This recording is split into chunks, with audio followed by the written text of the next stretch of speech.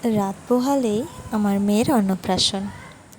এত দিনের অপেক্ষা, এত দিনের তোড়জোড়, এত দিনের আনন্দ, এক্সাইটমেন্ট সব একসাথে কাজ করছিল।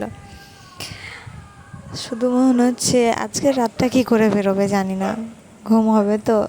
মানে এতদিন ধরে যে দিনটার জন্য অপেক্ষা করেছি সেটা হচ্ছে কাল 7ই শ্রাবণ আমার মেয়ের অন্নপ্রাশন। তো আজ অনেক দিন হয়ে গেল, তারপর আমি ভিডিওটা এডিট করতে বসেছি, কারণ টাইমই পাচ্ছিলাম না, একটার পর একটা হয়েই যাচ্ছে। তো দেখো এখানে প্যান্ডেল হচ্ছে আর ডেকোরেশনের সব জিনিস চলে এসেছে। এখানে আমি আর আমার মেয়ে তো দেখছিলাম, ওর বাবাও চলে এসেছে, বাজার করতে গিয়েছিল, বাজার থেকে চলে এসেছে।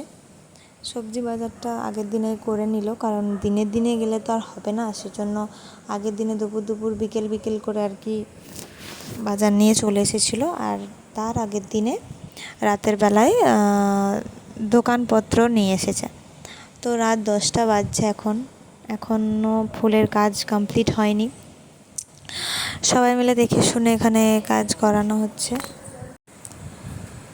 তো এখনও তো অনেক কাজ বাকি আছে, তো রাতের মধ্যে কমপ্লিট হয়ে যাবে। রাতের মধ্যে কেন, আর কিছুক্ষণের মধ্যেই কমপ্লিট হয়ে যাবে। এখানে বেলুনের ভাবছিলাম গেট করব, কিন্তু এত বৃষ্টি হয়েছে যে রাস্তায় প্রচুর কাদা হয়ে গেছে, তো সেজন্য গেটটা আর হয়নি বেলুনের। তো মেয়ের জন্য ওখানে একটা ব্যানার করেছিল, যে ব্যানার দিয়ে এখানে ফুল করে সাজিয়ে দিয়েছে আর কি, ফুল দিয়ে, সেই জন্য আর গেট করতে হয়নি। তো আমরা সব কিছু দেখে চলো এবার ঘুমোতে যাই। টাটা, কালকে দেখা হবে।